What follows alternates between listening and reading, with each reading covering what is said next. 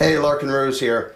It's understandable but unfortunate that people tend to care less about acts of oppression that are inflicted on somebody else, on some other group, on some other race, on some other religion.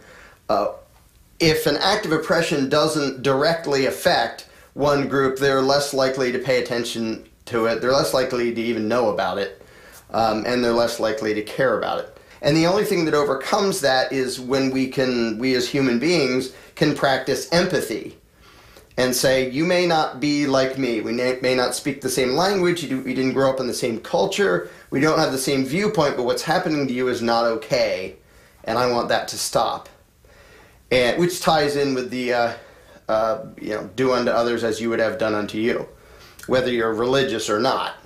So one of the groups that is a minority and tends to be treated badly in a lot of ways, sometimes through government coercion and sometimes through people just being rude, are homosexuals and bisexuals and anyone who doesn't fit in the majority heterosexual category. And so it's easy for the majority to not pay that much attention, not really care about it because it's not going to affect them. And the only way to get some of those people to pay attention and to realize that, yeah, there are some injustices that aren't happening to you, but they really should stop, is to get them to think in terms of, the whole walk a mile in somebody else's shoes thing.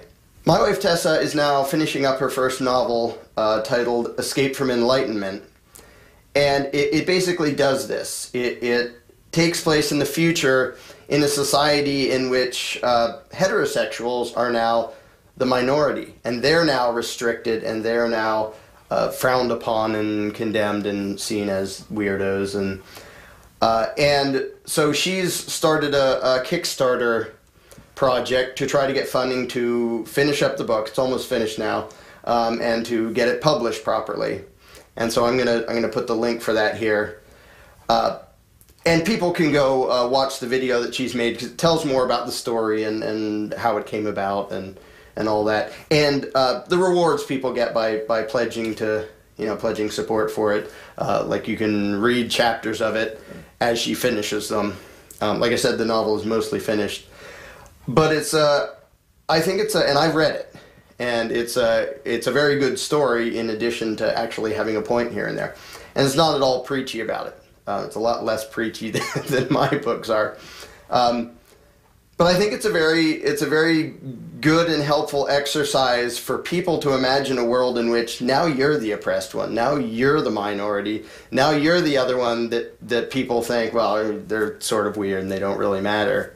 So you can go check that out, and if you deem it worthy, you can support it. I believe she's about to have the first chapter of the book posted as a PDF on her website, so people can read that before they pledge anything.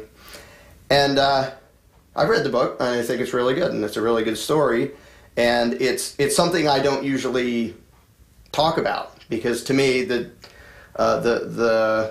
gay rights, or in this case heterosexual rights, because it turns the world upside down, the only thing I think particularly needs saying is there's no such thing as gay rights. There's human rights, and that every human being should be free to live their own life and make their own choices without anybody else committing aggression against them. So in principle, it's pretty easy, but in practice, beyond just don't attack people, there's also don't be a butthead to people. You're allowed to think nasty things about other people, but it's nicer if you don't. And it's nicer if you treat other people the way you would want to be treated if you were them. Very basic principle. So, but there's, of course, there's a lot more to the story, and a lot of other issues come up, and concepts and things to think about, and inside a exciting story that, will drag you in, and you'll want to keep reading the whole thing. So she's doing that. I really hope enough people help out so we can get this thing published and finished the way it should be, and get it out, because I think it'll, not only will it just be a really good book, I think it'll also be a way to get more people to think about a whole lot of things having to do with tolerance and authority and control and freedom and self-ownership and all sorts of stuff. We have a little bit less than a month to raise the funds to make it work. And you don't, if she doesn't reach the goal, the people who pledge don't give it anything. You only get it if you make it all the way to the goal. So there's a deadline. I hope we get there, because having read the novel myself, I think it's really good and it's really worth it. So if you want to go there, I mean, my YouTube subscribers, if every subscriber gave a quarter, we made the funding. So go there. If it sounds interesting and you deem it worthy, support it. And feel free to share it all over the place, this video or her Kickstarter page or whatever. And I hope we can make this thing a reality, because it will be very worth it. It's a cool book.